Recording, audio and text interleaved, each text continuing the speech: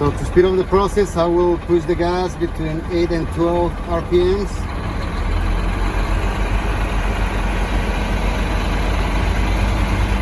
As soon as we hear our governor cutout, my tanks are going to be full and we can begin the test.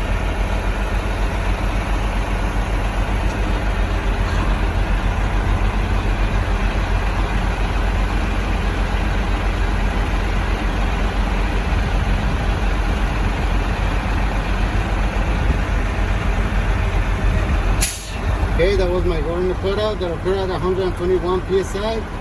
Making this a good test because it's not more than 140 psi. So for my first test, I will be doing my 460 test or apply leakage test. So I will put my truck in low gear. I will turn off my engine. I will put my ignition back on. And as soon as I release my parking and trailer brakes, I will apply my service brake all the way down. When my needle stabilizes, I will set up my timer for 1 minute and I should not lose more than 4 psi within those 60 seconds. So my needle is stabilizing at 91 psi. My timer, my minute starts now.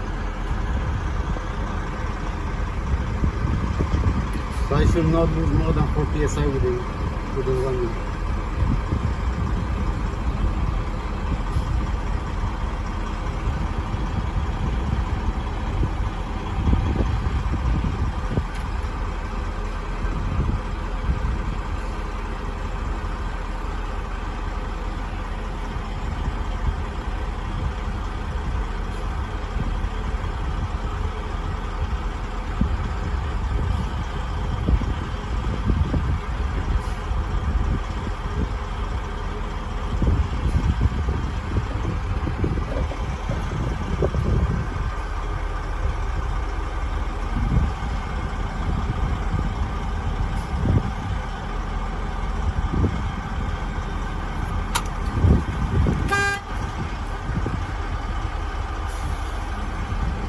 Okay, my minute's up and my needle still remains at 91 psi, making this a good test because I did not lose more than 4 psi within 1 minute.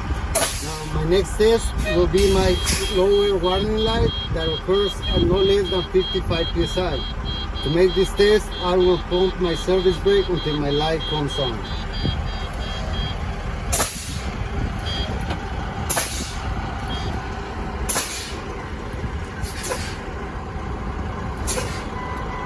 Okay, my light came on at 62 psi, making this a good test because it's no lower than 55 psi. So for my next test, I will be testing my spring brakes or my pop-out test that occurs between 45 and 20 psi. To make this test, I will be pumping my service brake until my pop-out occurs.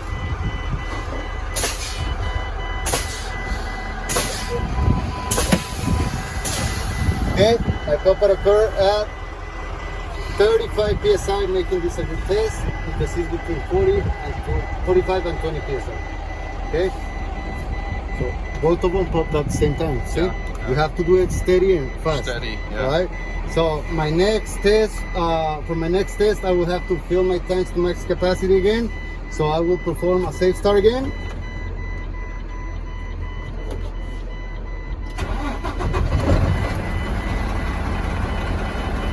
And when my tanks get filled up, I will perform my in-cab inspection. So I will start with my mirrors. My mirrors are properly mounted and secure. No missing hardware, no cracked, no broken, no illegal stickers, no missing hardware, only adjustable to the driver and always clean. I have my door opens and closes properly, it's properly mounted and secure. It's not hanging, meaning the hinges are in good conditions.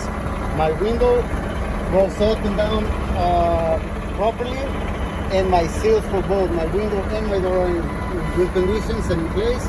No return of freight. I have my seat belt, no return of freight, latches and latches properly. And at that point, you wanna keep your seat belt on, okay? I have my seat properly mounted and secure, fully adjustable to the driver, and working properly.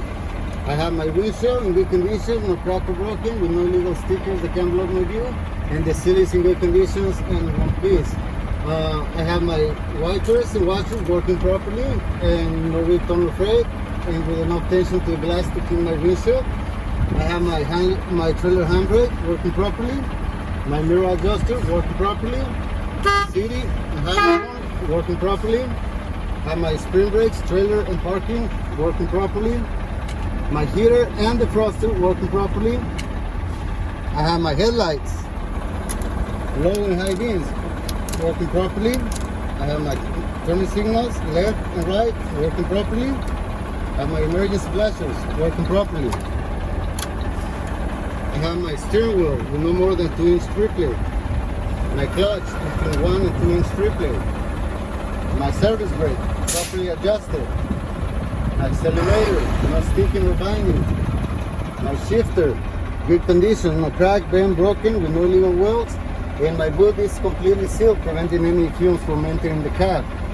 I also have my gauges, my oil gauge, ranging from 30 to 70 psi.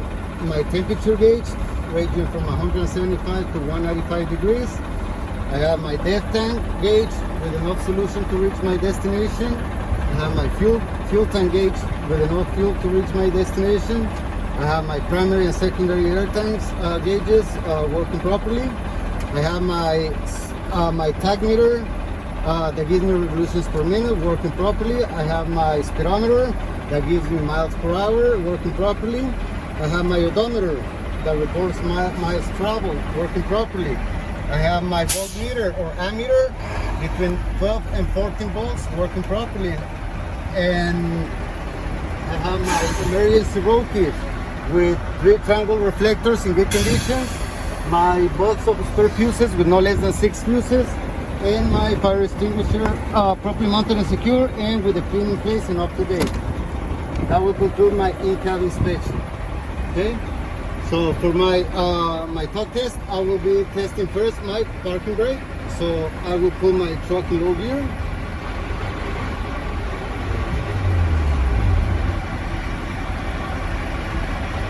I will release my trailer handbrake, my trailer brake,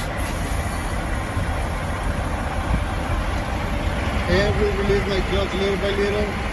The truck will feel like it's moving, but it will not move. Okay, making this a good test because see the truck didn't move forward. Now I will be testing my trailer brake. So I will apply my trailer brake and release my parking brake. I will perform the same step. The truck should not move forward. Okay, making this a good test because the truck did not move forward.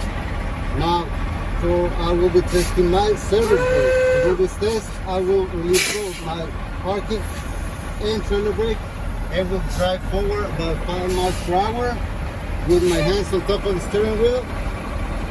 And as I apply my service brake, the truck should not move left or right.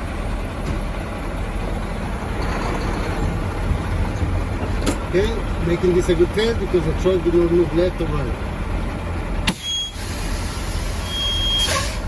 That will conclude my in-cab and brake test.